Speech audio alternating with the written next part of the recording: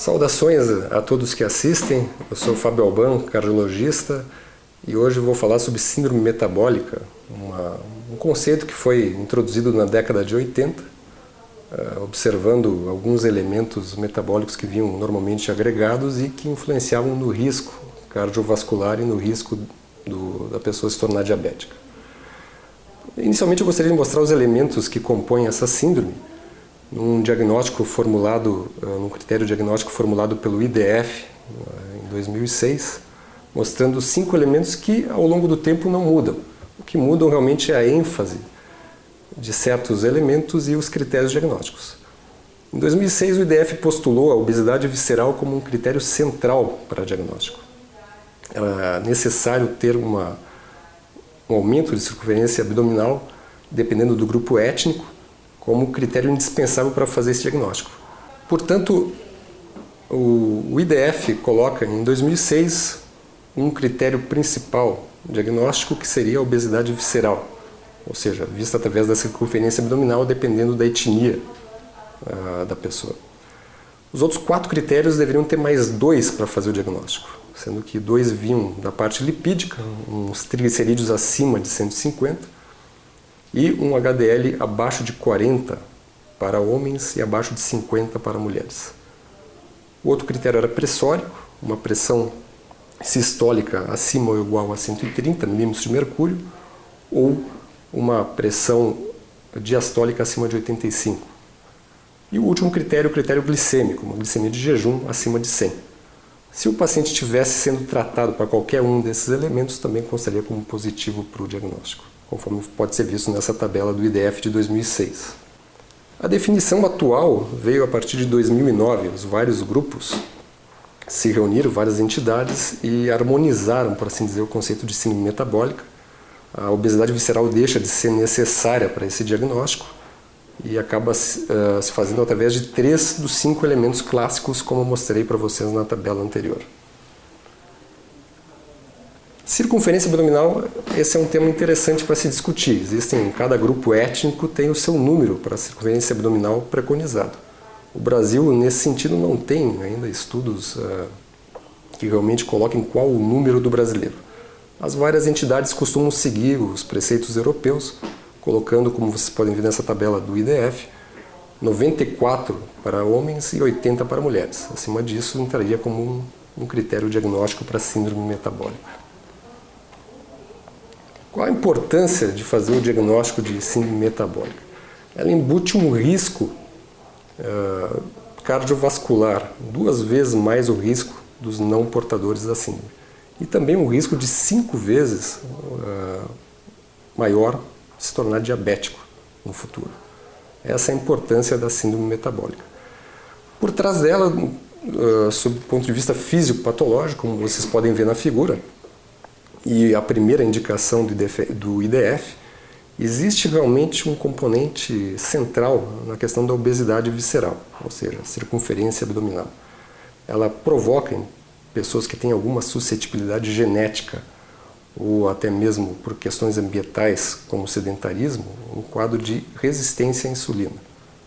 Fora isso, o tecido adiposo é um forte emissor de ácidos graxos, criando uma lipotoxicidade orgânica, e também existe um estado protrombótico aumentado e particularmente inflamatório. O tecido adiposo é um grande tecido inflamatório, como vocês podem ver nesse estudo publicado por Ridker no Circulation na década passada.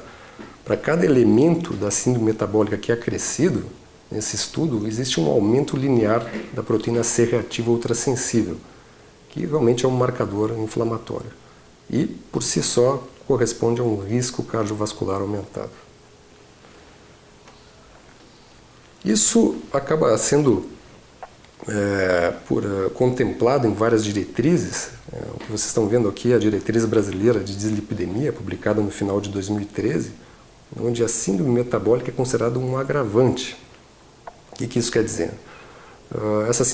Essa diretriz preconiza uma estratificação de risco para esses pacientes, no caso através de Framingham, e se esse paciente cair numa categoria baixa de risco, presença da síndrome metabólica junto com esses outros marcadores que aparecem aqui, acaba guindando esse paciente a um nível superior de risco.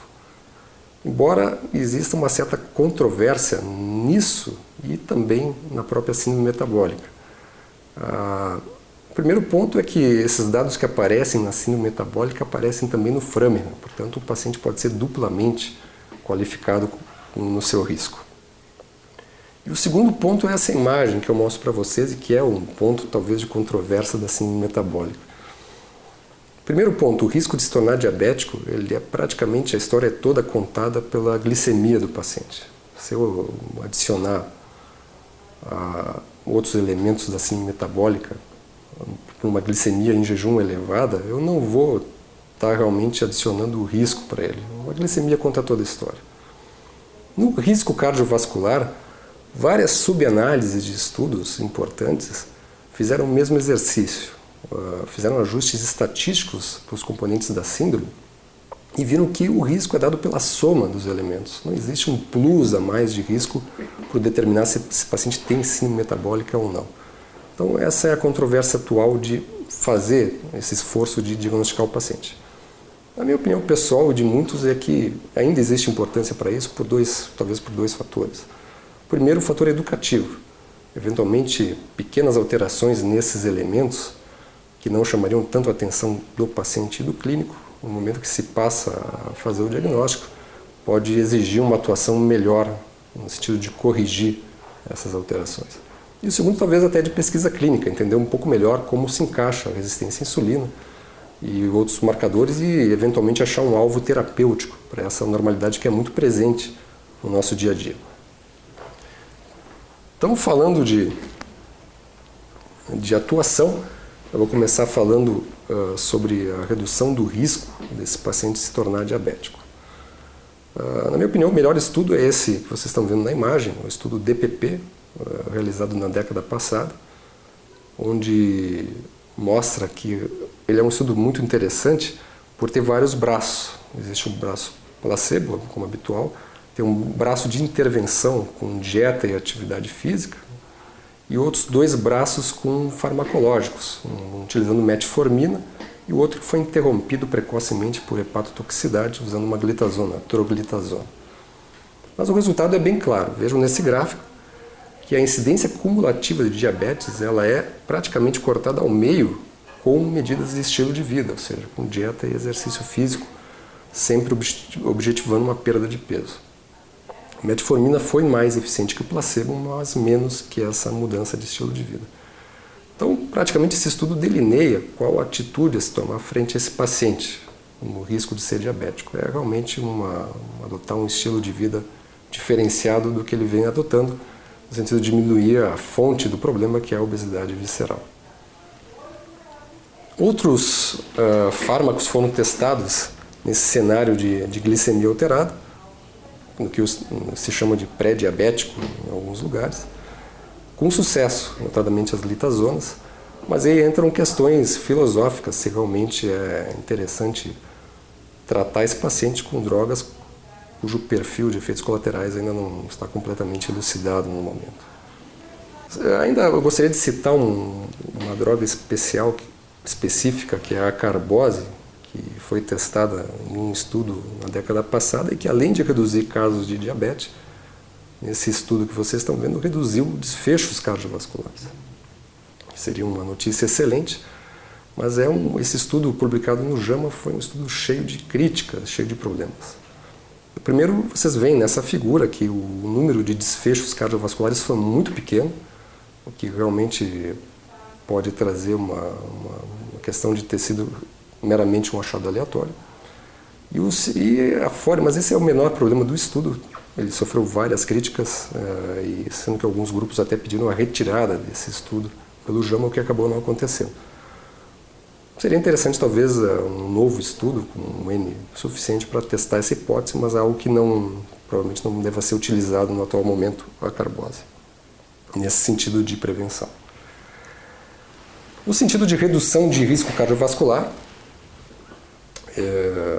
existem alguns tópicos que são importantes no sentido universal, não só para o paciente com síndrome metabólica, como o cessamento do tabagismo, moderação no álcool, adotar o que foi feito no DPP, atividade física, uma dieta saudável, redução de peso. Mas eu gostaria de me deter alguns momentos em duas questões. Uma é a abordagem da hipertensão desses pacientes. Existe uma certa discussão sobre a questão da escolha do agente antihipertensivo inicial. E aí eu mostro para vocês esse dado, que vem de uma meta-análise de 2007 do Lancet, mostrando realmente a influência do agente hipertensivo na incidência de novos casos de diabetes. E claramente existem drogas mais propensas a esse acontecimento e outras mais neutras ou até menos propensas para surgimento de diabetes. Então, diuréticos e beta-bloqueadores cairiam para o outro extremo, ou seja, mais propensas, e os antagonistas do cálcio e drogas que agem no eixo renina-angiotensina teriam uma menor propensão para isso. Portanto, algumas entidades, como eu mostro nessa imagem, o consenso europeu de cardiologia, de hipertensão, ele acaba colocando, como vocês veem na segunda linha, a síndrome metabólica como um indicativo para uso de inibidores da ECA, bloqueadores do receptor da angiotensina e antagonistas do cálcio. E no reverso da medalha, como vocês veem nas duas primeiras linhas, os tiazídicos e beta-bloqueadores como uma contraindicação relativa ao uso desses agentes. É preciso dizer que nem todas as entidades, como a americana e a brasileira, não adotam esse tipo de conduta, mas seria talvez até uma questão de bom senso utilizar essa recomendação europeia, embora não exista ainda um estudo randomizado nesse sentido. Outra questão que é necessário verificar nesse paciente é a questão lipídica. Pelas características de critério diagnóstico, parece muito apelativo endereçar os triglicerídeos, que a característica desse paciente é triglicerídeos elevados e HDL baixo. Esse tipo de perfil é importante ressaltar que ele denota normalmente um paciente que tem um LDL, às vezes que não é tão elevado, mas é composto por um LDL pequeno e denso, extremamente pró-aterogênico. E isso é consonante com a evidência científica atual que provavelmente o melhor caminho é abordar esse LDL em termos de redução de risco. Então, se esse paciente tiver um risco global importante, ou mesmo alguma evidência de aterosclerose subclínica, é interessante tratar esse paciente com estatina prioritariamente. É onde existe a evidência de redução de risco. O uso de fibrato, que seria mais apelativo para reduzir triglicerídeos, ele é indicado principalmente e prioritariamente quando o nível de triglicerídeos está acima de 500, que aí existe uma chance de redução de risco de pancreatite. Existe ainda, como vocês podem ver nesse estudo, que é um estudo não em síndrome metabólica, mas em pacientes diabéticos, estudo Accord-Lipid, de 2010, foi um estudo que testou, após o paciente ser tratado com estatina, o uso de fibrato versus o uso de placebo, e nesse estudo não houve nenhuma redução de desfechos clínicos cardiovasculares com o uso de fibrato. Mas é importante também relacionar que, quando foi isolado esse estudo e outros, um subgrupo de pacientes que tinham triglicerídeos elevados e HDL baixo, houve realmente e consistentemente um benefício em redução de desfechos nesses subgrupos. Isso é muito consistente entre os estudos. É importante ressaltar que isso é um achado de subgrupo, não é um achado conclusivo, mereceria um estudo clínico randomizado nesse subgrupo de pacientes que ainda não foi feito, mas ele pode guiar a terapêutica depois do paciente tratado com estatina, eventualmente. Se tiver esse perfil e se tiver um risco realmente elevado, pode ser uma consideração usar outra categoria de fármacos como os fibratos. Eu gostaria de, antes de finalizar essa breve revisão de síndrome metabólica e algumas alterações concomitantes, deixar esse estudo como uma mensagem final, que talvez aponte para um caminho e até uma política de saúde melhor para evitar esses casos de síndrome metabólica. Esse estudo faz parte de um projeto finlandês de prevenção precoce de aterosclerose. Ele, agora, enquanto eu falo, ele ainda não foi impresso na publicação, apenas online no Circulation. mas é um projeto onde os finlandeses eles randomizam as crianças para uma dieta pobre em gordura saturada versus o manejo habitual. E nesse particular análise que eu mostro para vocês, foi feita uma análise da síndrome metabólica, a incidência da síndrome metabólica no decorrer dos anos. Essas crianças já atingiram entre 15 a 20 anos. E, ao fazer essa análise, se viu uma redução no grupo que foi efetivamente tratado com uma dieta pobre em gorduras saturadas, uma redução de 40% no diagnóstico de síndrome metabólica. Portanto, um resultado precoce, e a gente pode apostar que essas curvas devem divergir ainda mais ao longo do tempo, e sinaliza o terreno mais fértil de intervenção realmente na atualidade, que são as crianças. É muito mais fácil incutir hábitos de vida, bons hábitos de vida na infância, do que simplesmente redesenhar hábitos de décadas a fio de dieta e falta de dieta inadequada e falta de exercício físico. Então, certamente esse estudo do Circulation aponta para o terreno mais fértil de atuação. Então, com essas palavras eu me despeço. Eu deixo em aberto os canais do Espaço Médico. Caso algum comentário ou qualquer dúvida, a gente pode responder prontamente. Obrigado.